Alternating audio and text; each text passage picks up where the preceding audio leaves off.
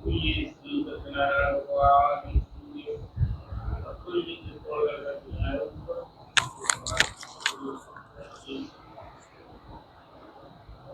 अभी भगवान यहाँ पे संत महात्मा पूरे विश्व का भ्रमण किया है इन्होंने। पूरे विश्व का इनको ज्ञान है, कहाँ क्या है, बड़े बड़े राजाओं के बारे में इनको बड़ी जानकारी, बड़े बड़े ऋषि मुनियों के बारे में भी इनको जानकारी। महाराज जी से आज कुछ ज्ञान प्राप्त करें तो महाराज जी कुछ चर्चा हो जाए भक्तों के लिए, क्योंकि भगत वो कुछ संदेश दो ऐसा कि दुनिया में। हाँ, जय जय श्री राधे। जय जय श्री राधे, जय जय श्री राधे। हाँ महाराज जी बताओ किसी संत के बारे में, जैसे परमहंस देवराहा बाबा है, उनका बड़ा सुनते हैं कि भाई परमहंस थे, साक्षात विष्णु अवतारी थे। सिद्धियां हैं, सिद्धियां प्राप्त करने से सब कुछ प्राप्त होता है। उन्होंने सिद्धियां प्राप्त की, ठीक है। अब उन्होंने सिद्धियां प्राप्त की तो उनको फिर वो प्राप्त होता है भगवान का सानिध्य। तप बल रचयि प्रपंच विधाता, जो तपस्या करता है वो सृष्टि की रचना भी करता है, ऐसा। नहीं तो बहुत बड़े योगी थे वो। तो जितना बड़ा अब रामकरण परमहंस जी थे, रामकरण परमहंस जी माता जी से डायरेक्ट बातें करते थे, तो भाई वो भी तो योगी थे ना, उन्होंने सिद्धियां प्राप्त की थी जब तो माता जी से भद्रकाली से डायरेक्ट बातें करते थे ना वो। तो ये सब जो है अपने तपस्या करने से प्राप्त होता है, भजन करने से प्राप्त होता है, और क्या। वहाँ जमुना जी के किनारे रहते थे। बड़े बड़े प्रधानमंत्री, इंदिरा जी जाती थी, हम सुनते थे, उस समय छोटे थे तो सुनते थे कि देवरा बाबा जी है और इंदिरा जी उनसे मिलने जाती हैं, आशीर्वाद लेने जाती थी। बड़े बड़े बाहर के लोग आते थे, हाँ, विदेशी लोग भी आशीर्वाद लेने आते थे, दर्शन करने आते थे, और क्या। कुछ खाते पीते नहीं थे, बताते। थोड़ा सा जल वल लेते थे, कोई कहता हफ्ते में लेते थे, कोई कहता 3 दिन में लेते थे। अब जो उनके पास उस समय रहते होंगे वही बता सकते थे। अपन की उम्र तो बहुत छोटी थी यार उस समय, 14-15 साल की, गांव में रहते थे उस समय, लेकिन सुनते थे, चर्चाएं होती थी गांव में, और क्या। अच्छा, काय को जय जय श्री राधे। उनका एक मंत्र भी है, कृष्णाय वासुदेवाय हरे परमात्मने प्रणतः कलेश नाशाय गोविंदाय नमो नमः। इसका उन्होंने बहुत भक्तों को जो बताया कि भाई इसका अनुष्ठान किया जाए, इसका जाप किया जाए तो विश्व गुरु बनने से कोई नहीं रोक सकता भारत देश। तो इसका किसी ने पालन नहीं किया। अब पालन ने जिन्होंने किया उन्होंने पाया, अच्छा, और जिन्होंने नहीं किया उनको क्या मिलेगा। नहीं, उन्होंने कई सरकारों को भी बताया कि भाई, तो सरकार मंत्र नहीं पालन करती यार।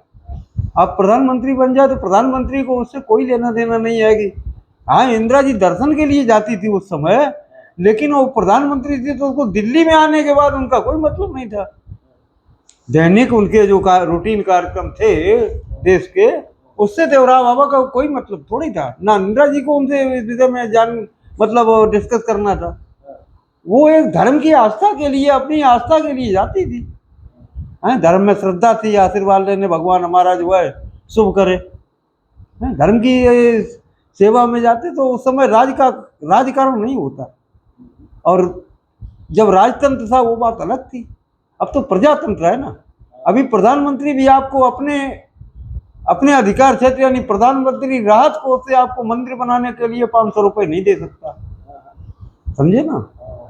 लेकिन वो दर्शन को आपके 4 बार आ जाए तो आपको कोई बड़ी बात नहीं। हाँ, दर्शन करना, आशीर्वाद लेना ये उसका निजी विषय है, और किसी को मंदिर बनाने के लिए अपने विशेष कोष से यानी फंड देना ये अलग विषय है। वो जनता के लिए कर सकता है, समझे ना। जन अधिकार के जन सहयोग के लिए तो वो कुछ भी कर सकता है, लेकिन वो अपनी आस्था के केंद्र यानी भगवान के लिए कुछ नहीं कर सकता। हिंदुस्तान के संविधान में कहीं आस्था का जगह नहीं है। तो प्रधानमंत्री भी आपको आस्था के नाम पे, भगवान के मंदिर के नाम पे 500 रुपए का चंदा नहीं दे सकता अपने कोष से, अपनी निजी तनख्वाह से तो दे सकता है, लेकिन जो प्रधानमंत्री फंड होता है, कोष होता है, उसमें से आपको 500 रुपए थोड़ी दे सकता है। हाँ, तो इंदिरा जी जाती थी, वो अलग चीज था, उनका विषय था, दर्शन के लिए जाती थी, लेकिन उससे राज्य सरकारों का कोई लेना देना थोड़ी है। हाँ, अरे नहीं, उनका करना वो था सिस्टम। वहाँ एक बार कोई गया तो पेड़ एड़े कटवाना चाहता था, उनने कहा नहीं, ये एक सिद्धि, वृक्षों को नहीं काटना। ये सिद्धियों का तर्क होता है यार। जब सिद्धियां प्राप्त हो जाती हैं फिर आदमी कुछ भी रोक सकता है, समझे ना। हाँ, कुछ भी रोक सकता है। नहीं, अभी भी बताते वो अमर हैं, कई लोगों को दर्शन भी देते हैं। फिर वही बात, सिद्ध पुरुष जब जाते हैं, हाँ, समझे ना, हाँ, तो वो जो है एक तरीके का उनका वो गमन होता है, जो कि ब्रह्म विचरण करते हैं, हाँ। समझे ना। उनकी आत्मा ब्रह्म में विचरण करती, शरीर छोड़ते वो लोग। अच्छा। हाँ, आत्मा उनकी, आत्मा ब्रह्म में विचरण करती रहती है। अब जब आत्मा ब्रह्म में विचरण करती हो तो आप कभी भी आ सकते हैं। ये हर किसी को नहीं होता है। यार क्रिया है ये। अच्छा। हाँ, लोग जीवित समाधि लेते हैं। हाँ, जीवित समाधि क्या है? हाँ, कोई जीवित समाधि में जीवित समाधि बैठा रहे और उसके ऊपर तुम मिट्टी डालो, मर सकता है क्या? अया वो बैठा रहेगा जब तक कि तुम इतना दाबो, फिर इतना दया, फिर इतना मिट्टी गया, फिर इतना आ गया, फिर इतना आ गया, बैठा रहेगा क्या? डर के उठ जाएगा। लेकिन नहीं, जब वो ये क्रियाएं हैं, जब वो समाधि की क्रिया में उस भाव में बैठ जाते हैं ना, भजन के और समाधि के स्थिति में, तो उनका ये शरीर शून्य हो जाता है और उनकी चेतना जो है खाली ये ब्रह्मांड में आ जाती है। ये ब्रह्मांड से वो ब्रह्मांड का मिलन होता है, समझो। जब चेतना यहाँ आ जाती है तो इस ब्रह्मांड का उस ब्रह्मांड से मिलन हो गया, फिर ये शरीर का उन्हें कोई मोह नहीं रहता और आप मिट्टी डालते जाओ, शरीर दबता जाता है। उनका कोई मतलब ही नहीं है कि उनकी चेतना उस ब्रह्मांड में जा चुकी है। उनका जो है जीव आत्मा उस ब्रह्मांड में विचरण कर रही है, उसको तुम्हारे शरीर से तो लेने देना नहीं है। अब आप मिट्टी से दबाते जाओ तो कोई फर्क नहीं पड़ता है, थोड़ी देर में वो दब जाता है, ढक देते हैं लोग, समाधि हो गई बाबा जी। नहीं तो कई हमने ये सुना है, कई जो समाधि किए हैं वो अपनी उस अवस्था में भी आते हैं, उनका स्वयं होता है तो बाहर निकल के भी भ्रमण करते हैं। ऐसे भी फिर वही बात, योगी शरीर तो वहीं खत्म हो गया और शरीर जो है ज्यादा दिन वहां समाधि में शरीर सुरक्षित तो नहीं रहता है। समाधि में जब बैठाया जाता है तो नमक है और चीनी ये सब डाला जाता है ना, तो शरीर तो वो एक हफ्ते में गल जाता है, हड्डियां भी गल जाती धीरे धीरे, फिर वहां शरीर का तो कोई मतलब ही नहीं बचा। आत्मा बचती है खाली, जो कि ब्रह्मांड में विचरण करती है। नहीं, कई योगी दर्शन देते हैं तो यार कैसे दे देते हैं? फिर योगी एक बात बता कि जब दर्शन देते हैं तो हमें दर्शन तो हो रहे हैं, लेकिन हम उनको स्पर्श थोड़ी कर रहे हैं, स्पर्श नहीं कर रहे हैं। अगर हम स्पर्श करें उनको तो हमें पता लगता है कि ये शरीर है ही नहीं उनका। तुम स्पर्श करोगे तो कुछ नहीं मिलेगा। हाँ, खाली देखने से वो शरीर हमें दर्शन हो रहा है साहब। अच्छा। हाँ भाई, कई लोग बताते हैं कि वो महात्मा वहाँ मिले थे, उनकी जटाएं थी, नाखून थे, वो एकदम गायब हो गए। वही बात है कि दर्शन मिला लेकिन हम स्पर्श नहीं कर सकते उनको, स्पर्श ही नहीं उनका, खाली हवा है वो उस बेस में जिसमें वो शरीर में थे, उस शरीर में उनकी हवा है, वैसे ही बनाया हुआ हवा से। अब वो आए तो सामने दर्शन किया, हमने भी प्रणाम किया, तुमने भी प्रणाम किया, सबने प्रणाम किया, बाबा जी तो वही है।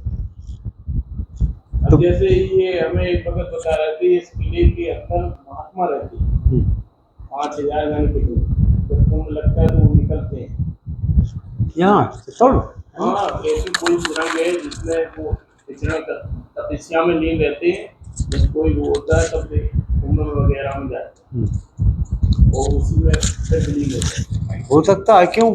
ये किले का इतिहास 1200-1300 वर्ष पुराना है, 7वीं-8वीं शताब्दी का इतिहास है चित्तौड़ का। तो फिर जो है अब इसका जो है 7वीं-8वीं का यानी 1200-1300 वर्ष पहले से कितना चला, कौन से साधु थे, क्या था, इस विषय में तो भाई अपने को क्या पता। नहीं, सिद्धों का है, भाई कलगांव में छिपे रहते हैं। तो राजा महाराजाओं का बनाया हुआ किला है यार, हैं? समझो, छोड़ो ये सब बातें। देखो महाराज जी से अपने इतना ज्ञान मिला। जय जय श्री राधे। हाँ, हाँ।